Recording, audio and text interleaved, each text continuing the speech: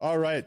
Well, I think we've officially hit the record button on some new software here, so bear with us. This is exciting. I get to see my guests for non-studio guests. So, Heath and Jerrod of Hunt Redi, right? I mean, did I say it right?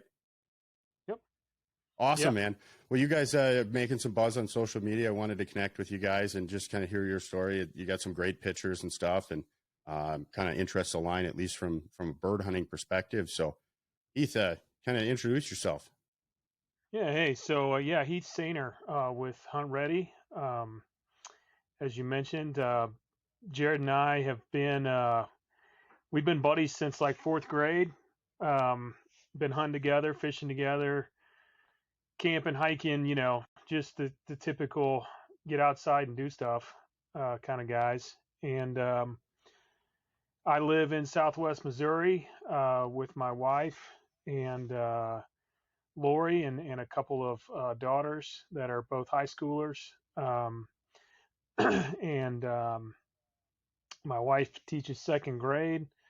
Um, and a few years ago, Jerrod and I were we take an annual trip up to South Dakota and chase pheasant. And we just started talking about upland gear and the fact that we duck hunt, we whitetail hunt, we turkey hunt, we all those other things and all those other avenues and camping and hiking and stuff. And we just started talking about at least for our needs and what we wanted, what we were used to. We started talking about man, wish we could come up with some someone, right, or someone would come out with some innovative upland gear. And one thing leads to another, and you start thinking about it and start talking about it, and then 6-7 years later, here we are. So that's kind of the rundown of who I am and how we got here. Stu? Right on. Now, Jerrod, I mean, how'd you guys meet and all that? Well, you said you've been buddies since like the fourth grade. So how'd you meet Heath? Yeah, so I'm a Kansas boy by birth actually, and um, my parents, their parents all kind of retired to the lakes in the Missouri area, and they just made a decision that they wanted to, pick up shop and move states and be closer to their parents. So that forced me into a school move. I don't really know exactly how it all happened. I'm sure there was just some sort of four wheelers or something that happened that we both shared similar interests with. And the next thing I know, that Heath and I just ran all over Polk County, Missouri together and getting in all sorts of trouble. Good fun stuff, but still trouble nonetheless. So, Hey, yeah, we all I had think I think we would have been. our Sorry, younger go ahead. years, I was gonna say. Absolutely. And I think even one of the things it was almost destined. I mean, our birthdays are 2 days apart. It's crazy stuff like that. And yeah, I don't know, we've just been buds ever since. Right on. Yeah, I've got a couple buddies like that we just grew up hunting and fishing, and we don't even live that close anymore, but we still talk all the time, and we get together a couple times a year to get out and do some outdoors recreating, either it's hunting or fishing. So yeah, it's nice when you can marry that business pleasure together with friendship as well, because you get a lot good understanding of who you're dealing with. A lot of times in business, you never really know who you're hiring. Yeah. So Sure. Well, and that's the beauty of it. I mean, don't get me wrong, we get at each other all the time and have lots of disagreements and all that kind of good stuff. But at the end of the day, Heath's got my back, I got his back, and we wouldn't have it any other way. right on. So what do you guys really enjoy the most? What's your what's your bird of preference per se? If you had to pick, what would you go out and hunt if you could do it? If that's all you could do, Yeah, that's a loaded question, man. it's a tough one. That is tough. Let's see. Uh, I think, excuse me. I think for me, Uh, I would probably say pheasant, um, and and here's why. Um, I don't, whether it's the most challenging, whether they're the king of the upland, blah blah blah. I don't know anything about that. Right? Like, uh, I'm not going to get into those types of debates. But for me, it's just it's the bird that we grew up chasing. We have, regardless of whether we're chasing sage grouse out west or we're sharp tail up in North Dakota, or even going further west for chukar or something like that. Like, there's always a core group of us that meet up and go on a pheasant hunt, like every year. It's just that's what we do. And I think for me, as much as I love those new adventures and I love the uniqueness of learning other birds and seeing your dog trying to figure out, puns and like, or grouse or whatever, like, there's just that. It's like opening morning of deer season, like for us, Yeah. going to South Dakota, chasing pheasants. It's an annual thing. And so I think for me, that's it. It's like all of that wrapped into a bird hunt, that's my answer. Stu? Yeah, that one's I agree with the sentimental aspect of pheasants just because for the same reasons Heath's talking about, having a core group of guys all meet up annually. It's just tough to beat that. There's so many stories that come out of the field, a lot of razzing that goes on, Oh yeah. poking fun. Typically, I end up on the butt of the jokes, but that's all right. I got thick skin and can handle it. Um, I mean, when you but miss the I will boat, say, yeah, but I also make some of the most incredible shots you've ever seen too. So you win some, you lose some. But yeah, I think another dynamic that just kind of, I think living in Oklahoma, uh, we've got a decent population of bobwhites here, and so that's kind of near and dear to my heart too. So I think it's, quail or pheasant are probably top of my list. That doesn't mean I don't want to seek out new adventures and try for new species, absolutely. But what's readily available in my backyard, that's, Oklahoma, Kansas, I'm not that far. I'm an hour and a half from the Kansas border. So yeah, we're pretty much say quail and pheasant. That's not really an exact answer to your question, but that's what I'm going with. Well, fair enough. I mean, yeah, I live up here in the North Country, so grouse and woodcock are kind of right in our backyard and right on the edge of that pheasant cover. So we get a little bit of mix of that. At least that you can make a shift pretty easily in a day and go from grouse cover to pheasant cover and do one in the morning, one in the afternoon. But I don't know. I started hunting down in Kansas a few years ago, and that bobwhite quail is definitely probably the top on my list. They're explosive. And I just got a soft spot, man. They're in need of some attention right now, and so they're getting mine at least. Right. I think the Yeah. other thing that changed that for me, I mean, we grew up hunting quail, um, but I think the beauty of it for me was when I got my first pointer. I mean, I just got introduced to having a German short hair in the last year. I've always had labs, and so when that dude came on the scene, it just was like, I get it now. Like, it's so pretty when those dogs, like any pointing dogs, they go on point and they're just rock solid. It's like all those things that you're like working towards, and you just see it like it's clicking. I don't know. There's just something amazing about that. Like, I get it. I Yeah, get it now. Maybe whereas I once didn't, I get it now. So, yeah. Heath, what kind of dog do you run? Yeah. So right now I've got a Drott, uh, uh, a Brittany, and my daughter has a Vizsla.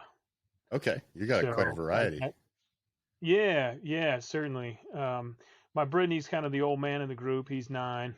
Um, I would like to say he's slowing down a little bit, but he's he's still a wild man. And my Drahar is he's 2.5, so he's Okay. kind of the up and comer, and the Vizsla is the same age, but but my daughter's taken the lead on training and working with him and all that. So that's her dog. Yeah, right on. Jerrod, is GSP the only one you got? No, I've actually got uh, well, he just turned 2-year-old yellow Brit Lab, Okay. and then, like I said, just got that GSP a little over a year ago. So Yeah. we're now out of diapers, but we're still teenage years, doing dumb stuff, and yeah, they sometimes want to wrestle more than they want to train, but that's okay. Yeah, I've got two of them, and yeah, the youngest one, she's 3 now, and yeah, she's still a pup. I mean, just For yeah, Is he a pup sure. at heart. She'll always be. GSP You or know, lab? I kind of just fell into the German short hair. I was looking for a dog. My daughter was actually bugging me for quite a long time, and I said, well, you know, I kept pushing her off, and we Sure. were renting a home at the time, and it just didn't make any sense to get a dog, and so we bought a home, and you know, right away, first thing, we got a house. Can we get a dog? Can we get a dog? And so I kind of started looking at things, and I said, well, you know, I'm only getting a dog if the dog has a purpose. And I said the purpose is going to be as a hunting dog because I want to spend time with it and I want to go hunting. And I didn't really grow up around hunting dogs. I had some friends that had dogs and labs, and did a lot of waterfowl hunting when I was younger. Yeah, so I ended up kind of just falling in. My daughter found this breed, and I'm like, well, I started researching it, and I'm like, this fits everything I'm looking to do. And yeah, so that's kind of how I got into upland hunting. And then a good friend of mine has setters, so I've hunted over his dogs, and then I've hunted over a lot of different dogs now all over the years. But yeah, I just I liked the breeder, and I liked the particular dog I had gotten. So they had another litter between the sir and the dame or dire, or whatever word you want to call it. But yeah, so I have two dogs from the same parents, Okay, per se, just different litters. And boy, oh boy, are they the exact polar opposites. So we thought we were going to get something similar, and we got completely different. And one's Like having big. kids, man. Yeah, one's big, and she's got a huge heart, and like just as sensitive as can be, at least to, you know, humans. You know, doesn't give a lick about a gun, but you know, boy, oh boy, you raise your voice, and you know, she's a big softie. And then the other one's just she's a tiny little shit, and she doesn't give a rat's ass about anything, and she's just a bullheaded little son of, you know, beep, you know. She's I kind of look at her like a lot like a stubborn male dog almost. She's just it, but you know, she's just I don't know. She walks around like she's a puppy, and she can't do anything wrong. It almost seems like she didn't do it on purpose. It seems like, but no, she does. She just knows how to play it well. Yeah. But no, I'm not beholden to any particular breed. Getting introduced to pointing dogs is kind of just it's kind of where I'm at now, and I just don't see that changing because of the style I like, and the style it brings to the hunt Yeah. for me. I That's don't have one of anything the cool against it. things. Sorry.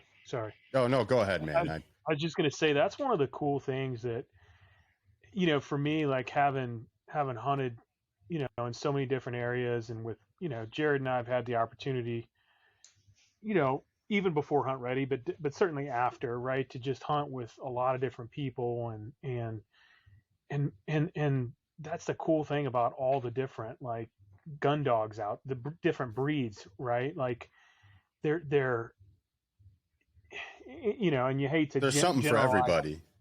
Right, that's what's cool. Like it's, you know, there's so many unique people you run into, and they have a dog preference, and that's what's awesome about it. You know, like I'm certainly not a this is the only breed or anything like that. I mean, it's, you know, for each his own, and if your dog makes you happy, you know, hey, that's what's cool.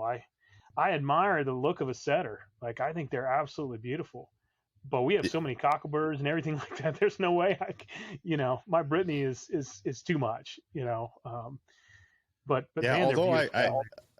a buddy of mine breeds setters, and he's got a particular lineage of them, that super short coat. I mean, I actually, when I was Oh, looking yeah. at him in the kennel, quick passing, I thought it was a pointer. I thought it was English pointer. And I went back and, you could really tell if you actually looked at it, but, I mean, it did not have the traditional kind of like, I don't know if it's a Llewellyn or a Ryman that has a really long hair, but, and maybe I'm wrong even with that. I don't know a lot about setters and the whole lineage, but yeah, they're beautiful dogs, but, oh yeah, I watched my buddy pick ticks and burrs and everything out of that dog, and it's just like way too much work for me. Yeah, the ones I've been around though, their personalities are just amazing. They're just anyway. So that I don't know. Yeah, I've just found that really cool. Being exposed to so many breeds and I and admire personalities that come with them. Yep, certainly. So we kind of, talked a little bit about your, history, what kind of dogs you run, what kind of birds you like. Random question quickly, and then we kind of move on to a couple other things I wanted to cover. But what kind of, you guys shoot over unders? You guys automatic guys, side by sides? What kind of shotgun preference you got? Jerrod, you want to take that one first? Yeah, go. I'll go for it. I pretty much will pick up anything that I can hit birds with, and if that one doesn't work, I go back to the truck and get a different one. And if that don't work, I may borrow one off of Heath. But typically, I'm shooting, you know, it's a special gun to me. It was actually Heath's, so there's kind of something there. But just a Browning A5, that's normally in the truck, and then I bought Beautiful gun. 2 or 3 years ago, whenever they came out, I always wanted a side by side, but I could never justify like the height. I mean, I'm married, I've got 3 kids, so, financially, I don't think my wife would have been on board for a $5,000 or $6,000 shotgun that I was gonna, beat through cattails and all kinds of good stuff like that. So when CZ came out with their Bob White G2s, I I was just drawn to it, and I have absolutely just loved that gun. It's been a pleasure. I feel like I'm just lights out with it most days, and it shoulders well for me. Something about the English style stock on it. It just, I don't know. It's a good little gun. There's a lot of guns out there though. I think like everybody else that I'd love to have, but those are two right now. My kind of my upland guns go to. What about you, Heath? I shoot a over and under. I shoot a Okay. Satori, Sure. and then I've got a one of the newer A5 Brownings. Okay. That synthetic style. I mean, I use it for waterfowl, and then Mm-hmm. I always interchangeable chokes.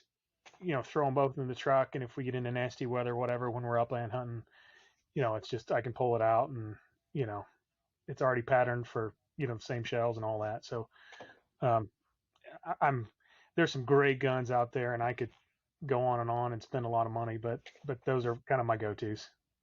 Yeah. No, I'm kind of with you. I'm a functional hunter. Do I want a legacy gun at some point? Sure. Yeah, Sure. I think everybody does. But, I'm not there at that point in my life yet. So at some point, maybe. But no, I shoot side by sides. That's kind of, I grew up shooting pump shotguns and had a few, I actually had an A5 for a while. Had a couple other Winchester automatics, and I don't know, I had a buddy of mine, maybe 5-6 years ago, came to me and said, I'm a lefty and this is a, cast righty shotgun, and it's side by side. This is a TriStar, 28 gauge.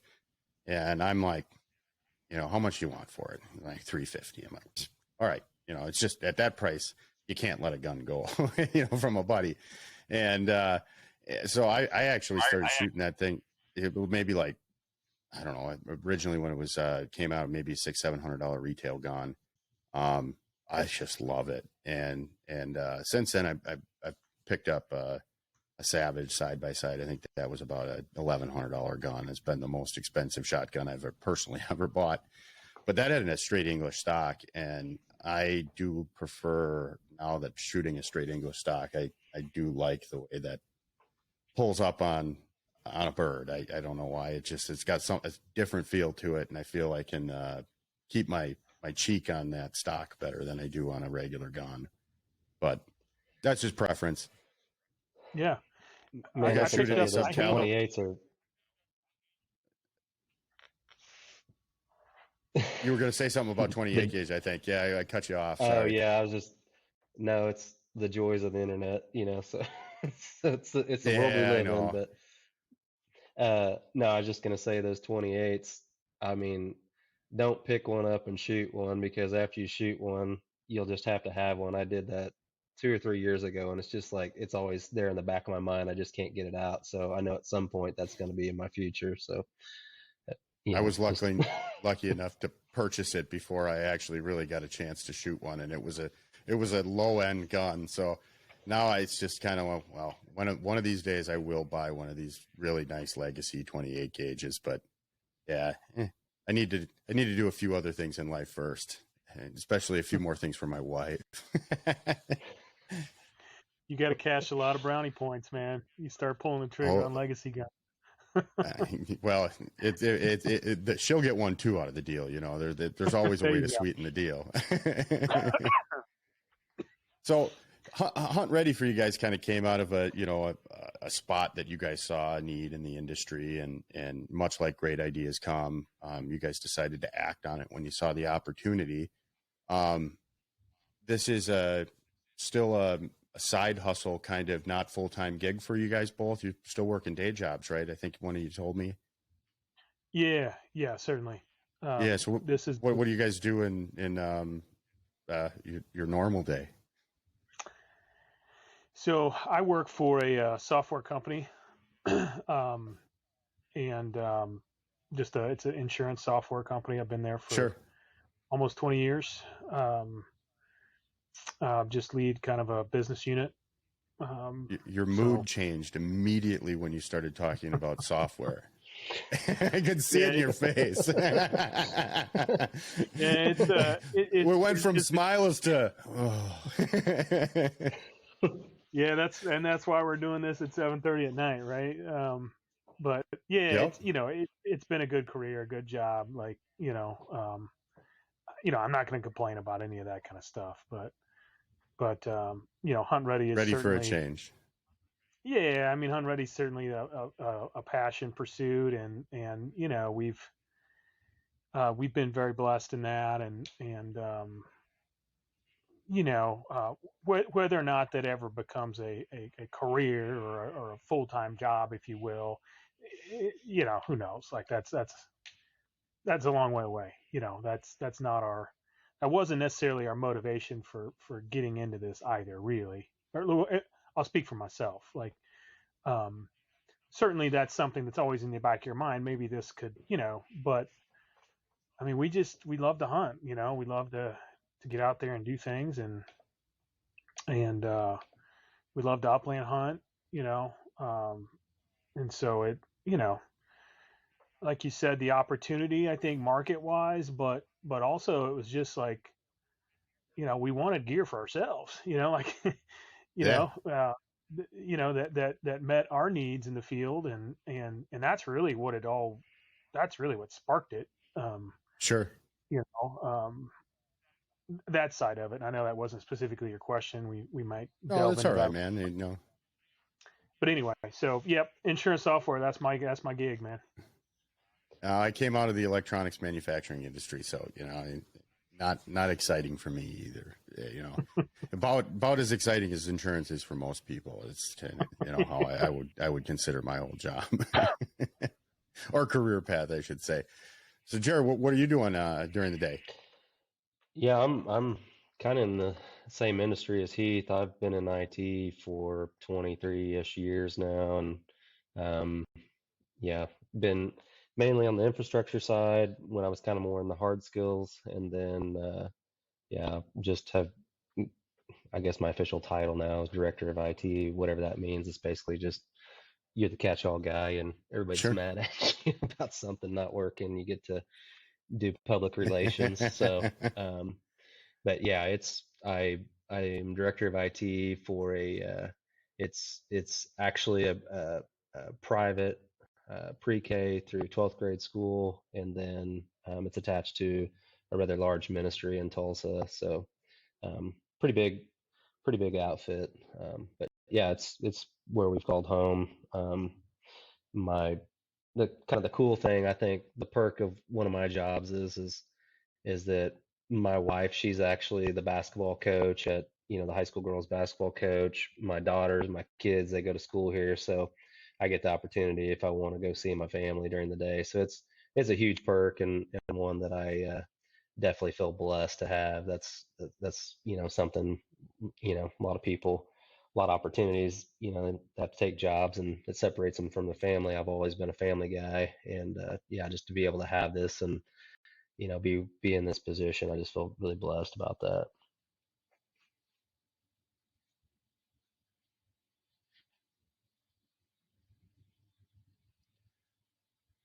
Yeah, right on. My career allowed me to kind of spend some time. I was in sales, so I was able to adjust my schedule to make games and do things with the kids that was really important to us, and it was one of the reasons why I really enjoyed it because of the flexibility. But yeah, so let's dive into Hunt Redi. We kind of figured out, we kind of talked about where you guys the idea was born. Um, can you dive into some of the techie stuff? I mean, what was it in the market that specifically you were looking for that you couldn't get? Yeah, so I'll jump in a little bit on that one. So I think for us, and again, if you think about um, some of the other pursuits, right? So waterfowl, whitetail, even hiking, camping, rock climbing, that type of stuff. There was just a lot of innovation, that's happened, in those industries over the last, let's say just decade. Um, and what I mean by that is, extremely durable material that's also extremely lightweight, weather resistant, weatherproofing, those types of things.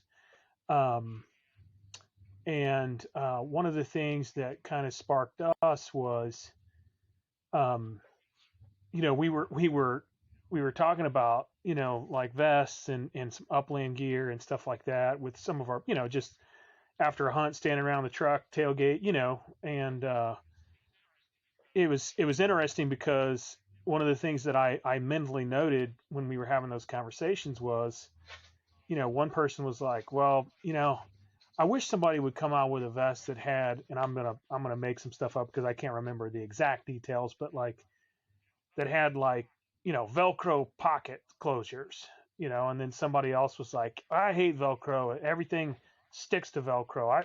I want I want magnet closure, or whatever, and then I was like, well, man, I want one that's like a Velcro and one that's like a zipper. And anyway, that kind of took us down the path of, well, what if you could configure something, like what if you could, have a platform, but then, and then shortly after that, my cousin crossed a barbed wire fence and ripped the bottom of one of his shell pouches out on his vest. And he was like, I got to freaking go take this thing in and get it sewn up or patched or something like that, or I've got to go buy a new vest. And I was like, well, I mean, if you had a configurable vest, you could just pull a pocket off and put a new pocket on. Like, you wouldn't have to mess with that. Long story short, that started kind of the research into configuration and in technologies and things of that nature, and that led us down the path of the platform that we have now, which is basically a a patented design from a company called First Spear, and they manufacture gear for the military, actually military and law enforcement agencies around the world.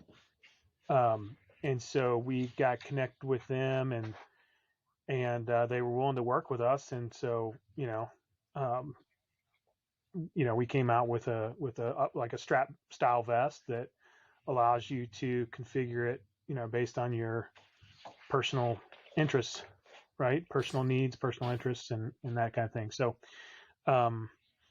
it's extremely lightweight. It's extremely durable. And the the the materials that go into our vests, it's the same material that they used to make chest plates for or chest rigs, excuse me, for like the SEALs and the U.S. Marshal. I Sure. mean, it's proven, right? Yeah. And so that was pretty cool, right? That okay, you know, uh, you know, getting upland gear that we felt like was on par with gear we used in the waterfowl, hunts and hiking and mountain climbing and stuff like that. So that's kind of the long story of how we got taken down that path, and here we are. Yeah. I don't know, Jerrod, do you have anything you want to add on before I kind of dive into another question I have here for you guys? Yeah, sure. I think Heath hit on a lot of the main points. I think fitment was key for me, and um, I tell the story. One, if you go on these long day hunts or whatever, you start packing in a bunch of water, all your, whatever peanut butter and jelly, protein bars, whatever, and you're going to leave the truck and go for a while. I think I was just tired of coming back and just feeling kind of beat up just from the weight, on my shoulders and things like that. And so I really, have done some hiking, and you just, everybody talks about getting your pack set up the right way, and, making sure your load is distributed properly.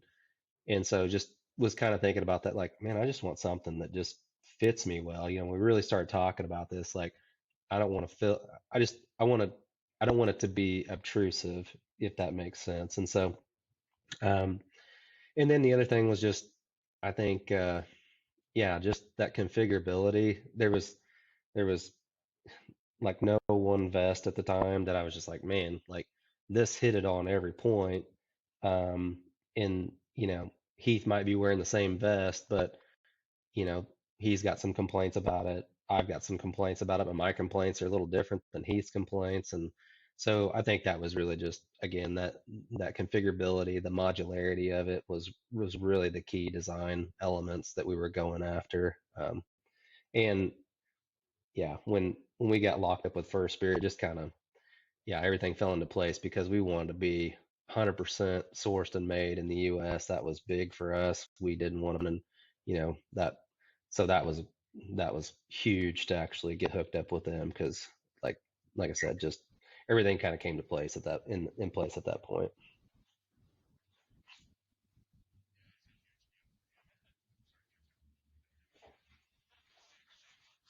Yeah, it's a Yeah, and huge that's a deal for me. I'm sorry to cut you off, Heath, but no, sorry. shameless plug for our podcast sponsor, Upland Outfitters. But yeah, that was one of the attractions I had to him, was that he was using sourced textiles here in America, and then putting American workers to work and actually sewing these things here in America, 100% made. And I think that speaks to character of yourselves to fight that battle, because in any industry, but moreover in really the textile industry and the garment industry, Bangladesh, Mexico, China, they will eat our lunch all day long on labor and material costs. Now our product is 100% superior, but when you're trying to compete for the dollar against somebody who's probably putting out something for 40-60% less than yours, that it speaks to your character being able to fight that battle and hold that principle true to being 6 years in on this, that you haven't capitulated from that. So I commend you guys. I really like that.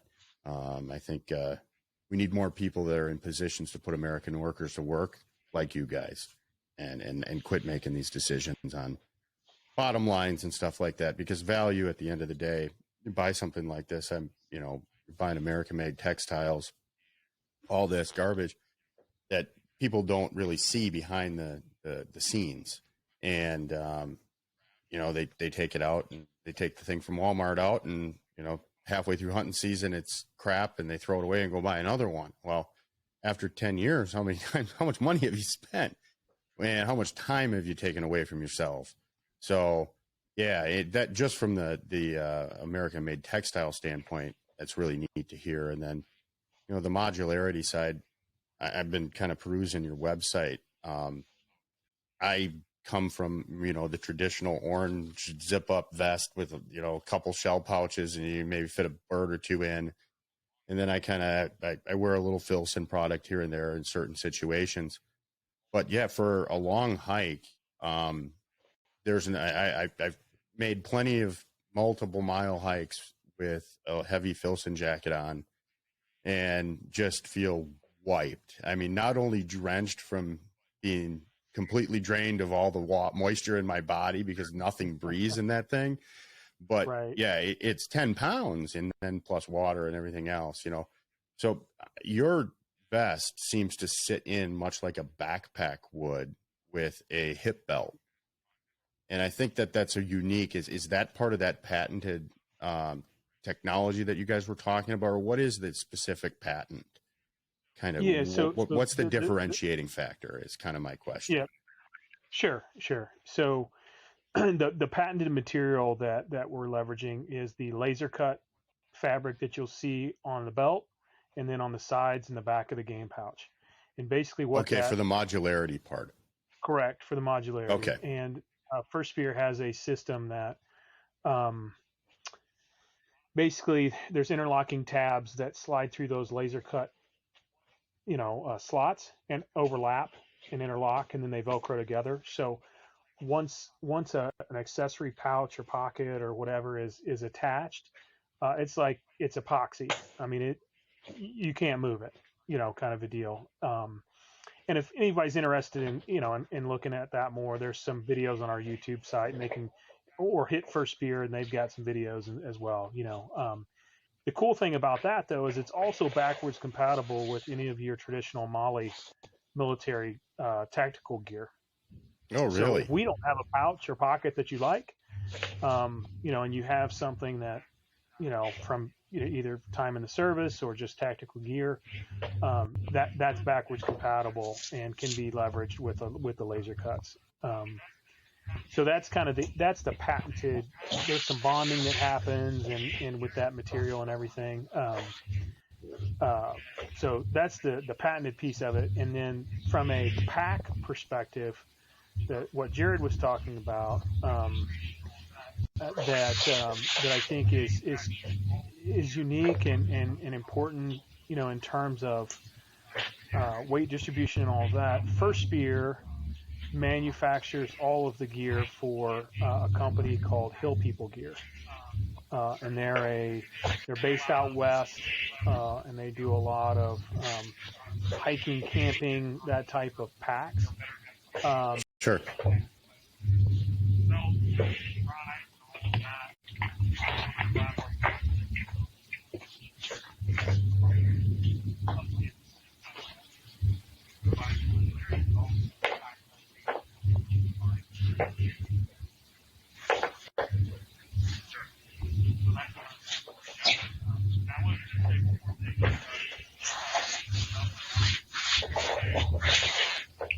Sure.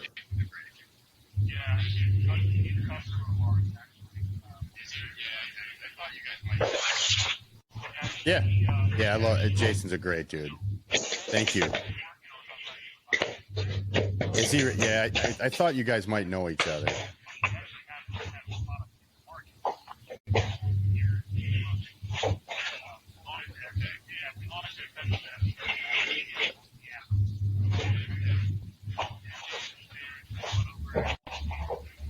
Oh, really? Okay.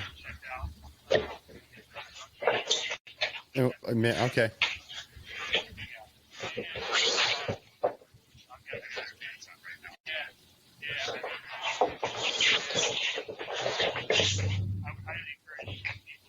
Yeah. I got his pants on right now, man. They're super comfy.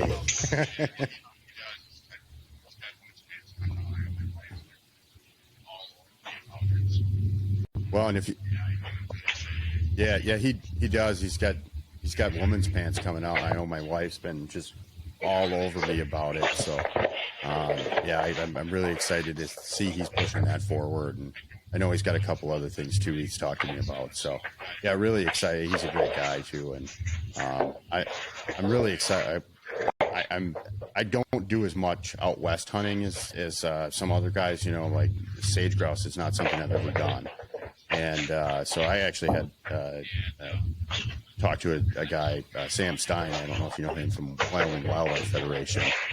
He was on the podcast, I think last week, and so we're kind of talking, and I'm thinking about this sage grouse hunt I'm going to go do this fall, and yeah, I'm thinking I might have to pick up another pair of these pants because they're fantastic, just hiking pants, man. I had them in gooseberries and briar thickets, and I just couldn't believe how well they hold up. So if you're using a textile that's going to hold up in that environment, which I assume you are with your vest, I think I'm going to have to talk to you guys about getting one of these vests, because I need to carry like 2 or 3 gallons worth of water with me for my dogs when going on a couple hour hike out in Wyoming in September when it's 90. I know I'm going to get either slammed with super cold or it's going to be super hot. That's just how it is for me when I travel to go bird hunting.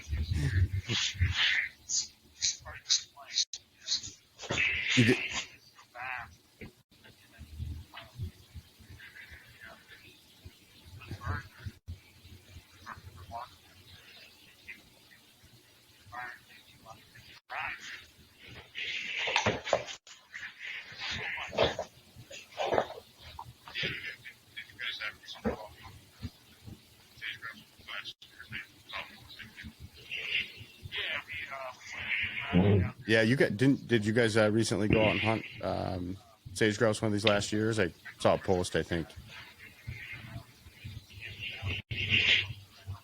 Okay.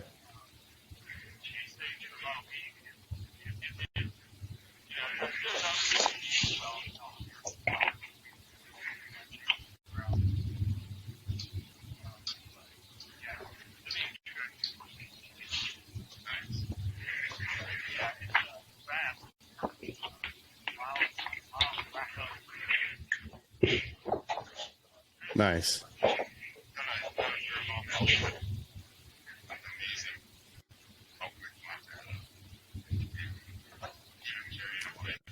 Done a fair amount of elk hunting, and it's amazing how quick the miles add up. And even carrying all that gear, it's holy cow, we did that many miles today. Yeah, no wonder my feet feel like they're gonna fall off. Just a word of advice on that. So I tell the story. That's not a place I'd trust. Is there anything you guys want to tell? Yourself Oh, go ahead, man. What seems like a very convincing route to base camp is actually 2 tracks and pulling a trailer upside of a pretty steep incline, and you just like, did we miss something? And Google's super convinced that this is the super highway to get to base camp, and it is not. So just FYI on that, you probably need to get better directions than what I got when I went.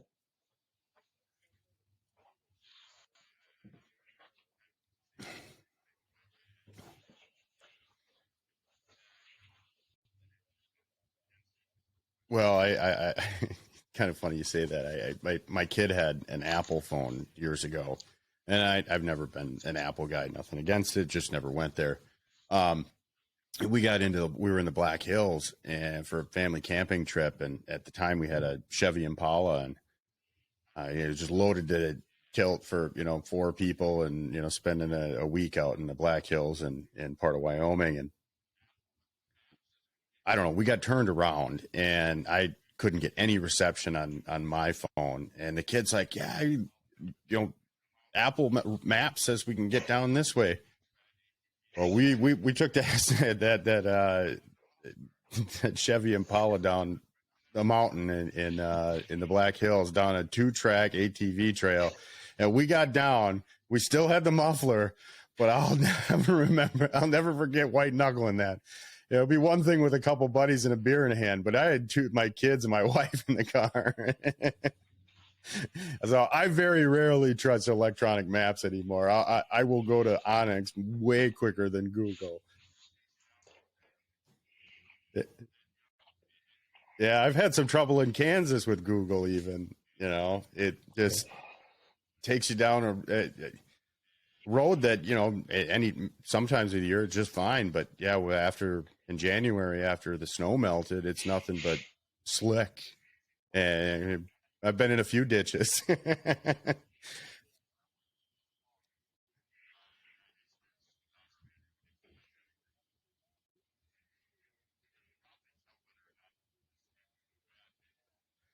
I swear it's just the dust, man. I mean, it hides everything.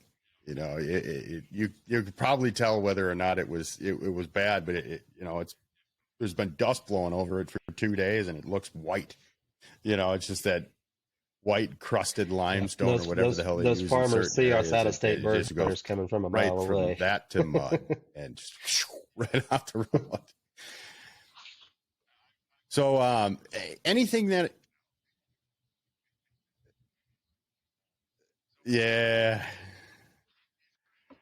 I've learned to carry a few extra things in the truck now. So is there anything you guys want to tell listeners or anybody might be listening to the podcast, about your core values and why somebody should consider your product?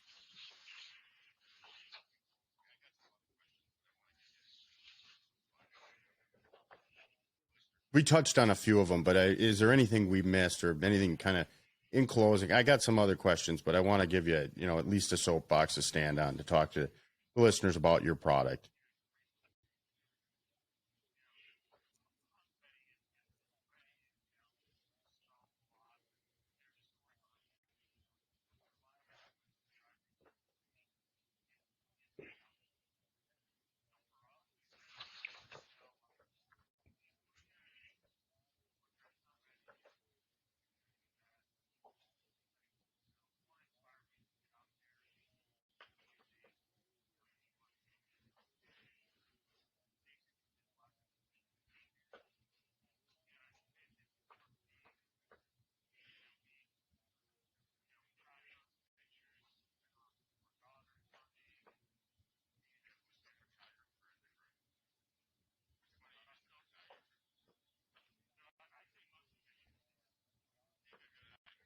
Yeah, who's the photographer in the group? Which one of you is the photographer? You got a good eye, man.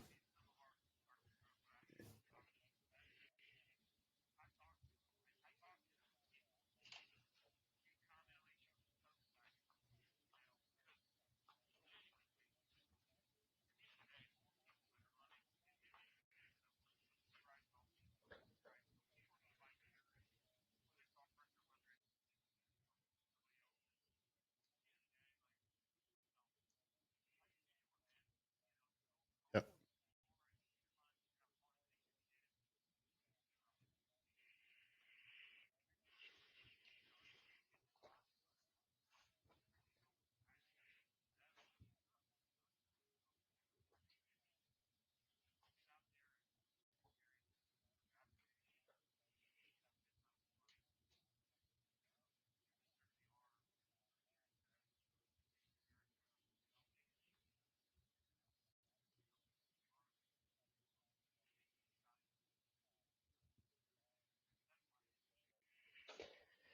Yeah, I think I think you're touching on all the stuff. I mean, we're cut of the same cloth, so to speak. I don't know if anybody else uses those types of statements or not, but that we really are. I think, yeah, just at the end of the day, when we went after this, I think we just kind of thought if we were going to run a business, how would we run it? And I think at the end of the day, we just, we want to treat people fairly. We want, that's just how we roll. Like, we're not gonna, um, we're gonna try to provide the best, most innovative products that we can possibly do. And I think we've made some amazing relationships with a great manufacturer that, again, I think the amount of R&D that's gone into our vest both directly and indirectly, when you're getting a solid product. Yeah, we don't have the big, brick and mortar stores that you can go in and try it on. So I get that. That's always kind of the hard, you know, the I guess when it comes to the selling part of our equipment, that's a hard proposition. But I can say that uh, I mean, our success rate as far as like when people buy our products, they're just we get more comments about, I can't believe how well this thing's put together, and that's what we want. We want something that people, you mentioned, there's a lot of options out there. Um, I think anybody that's had bad boots and good boots will tell you, I'll spend the extra money. You come back with hurting feet or blisters all over you. A good pair of boots goes a long way, and the amount of miles you get out of a good pair of boots. And we want to, well, yeah, yeah. There is that, but I think we're just I still can't find a good pair.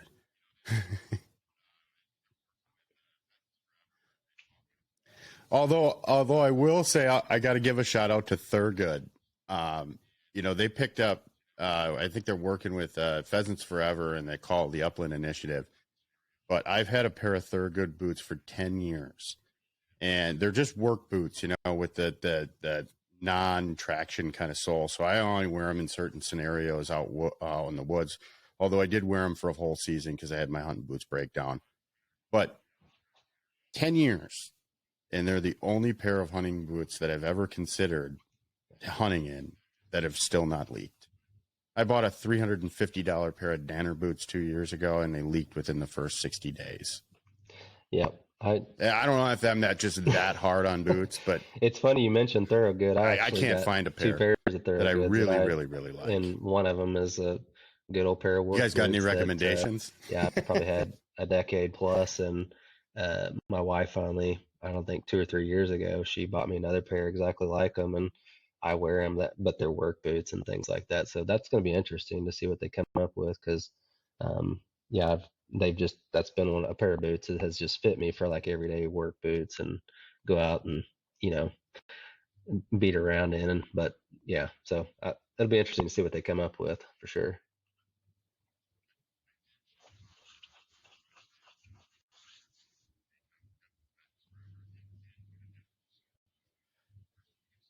Hmm. I did check them out on their website after they kind of hooked up with Pheasants Forever, and they did put a different sole on one of their pairs of boots, and are actually have an Upland boot now. So I haven't gone down that path yet. I've got too many other projects. Yeah, I don't need to wear There's a another pair of never-ending boots gear right list, now. I guarantee it. I might before the hunting season. We'll see. I've got a few other things like a vest on my list first.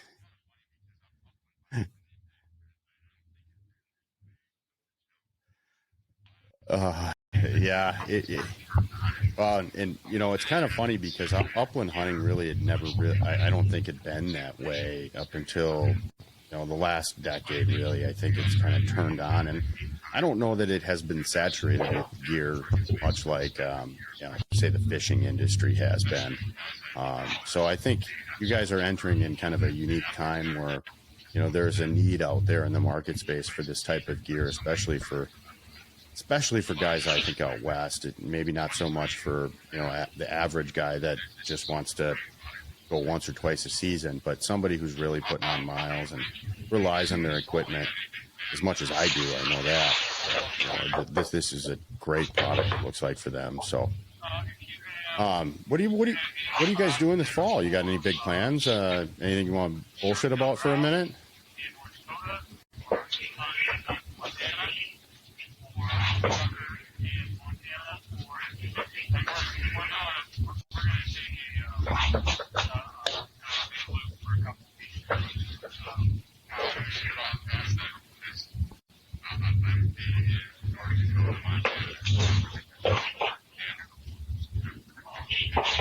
Well, maybe we should cross paths then, because I will be in North Dakota, Montana, and Wyoming. I'm hoping for damn near the whole month of September.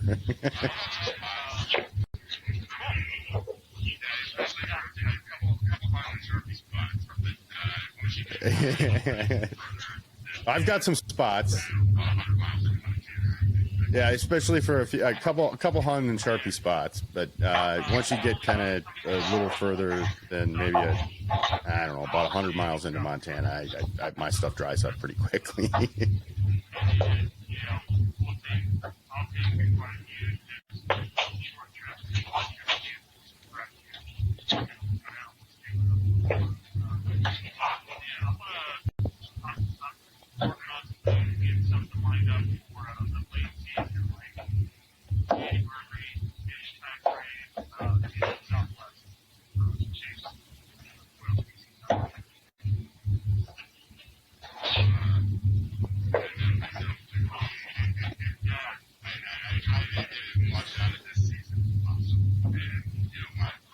I'm looking at that myself too.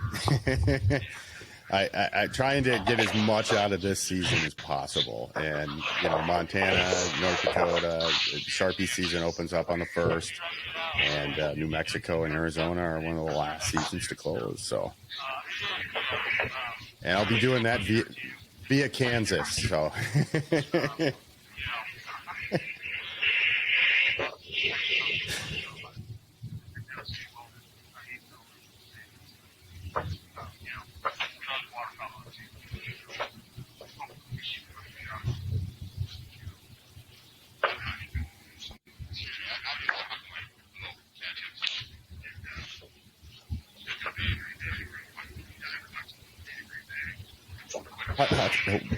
Excuse me. I'm used to hunting like little cattail swoosh and like the Bay of Green Bay. I grew up hunting diver ducks out on the Bay of Green Bay.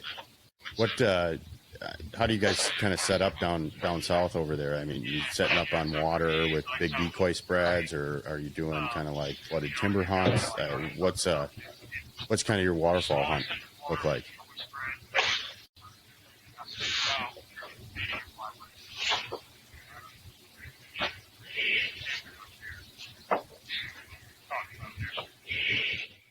Sure. Yeah, as far as waterfowl for me, I don't get any like some of the crazy action like the hardcore waterfowlers around here.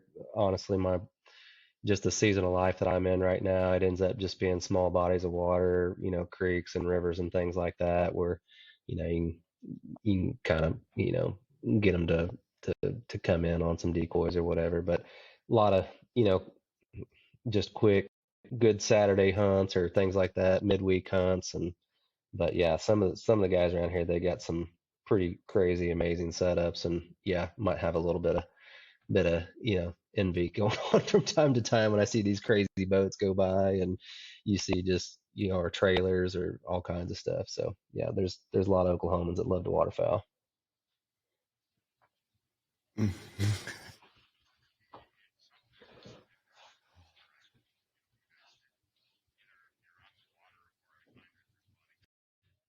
Yeah, it's something that's a lot different than where I grew up. You guys hit either you're on the water, or I find that there's a lot of guys that field hunt down by you guys, and field hunt it's like a couple hundred decoys.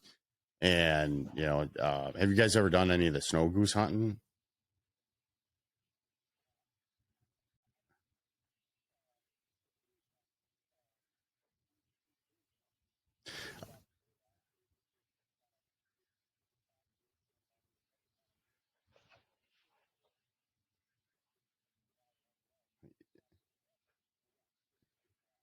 Yeah, I was I was in them kind of last year when I was in Kansas in January, and it was just like I didn't even really realize what I was seeing at first, and then it's like, whoa, those are all snow geese, and then they just kept coming and coming, and then I don't know if they must have been migrating north at that point, and yeah, it was just all day long in that one area.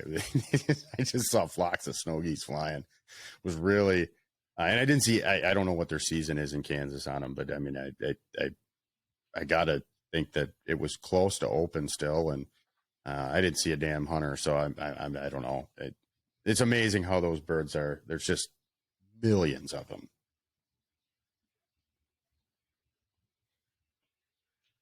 Well, I think I think we should definitely stay in touch and try to hook up at least for a day in September.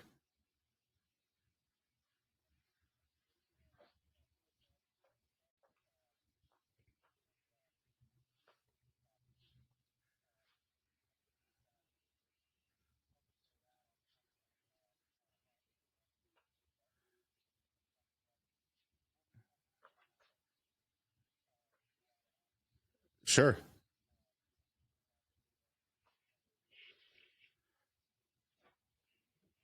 Yeah, I'm trying to figure out. I've got a bear tag for this fall for Wisconsin, and it's kind of it's a 5-6 point kind of deal. So I really didn't think I was going to get the tag this fall, and it showed up a couple months ago, and I'm like, oh crap! And it opens on I think the 18th of September or something like that.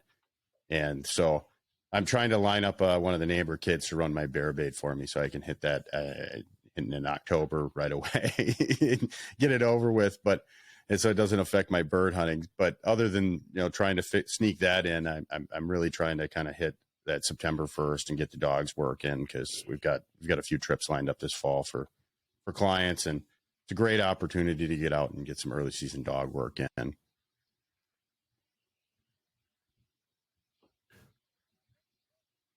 Yeah. No, I appreciate you guys coming on. I wanted to kind of hear your story and get to know you guys a little bit because I really commend you guys for staying with the principles of American made. I think it's really important as we move forward as companies to consider these things, and you guys are staying true to that principle. Absolutely. And I commend, I would urge people to spend the extra money on an American made product, bottom line. And if you want to, one of you guys want to send me some links, I would definitely include some stuff to point listeners in the direction of you guys for the show notes. Take care, Brian. So, pleasure to meet you, sir. Please send some stuff over. Hey, you guys have a wonderful night, and yeah, thank you guys for coming on. So, yeah, likewise. All right, gentlemen, I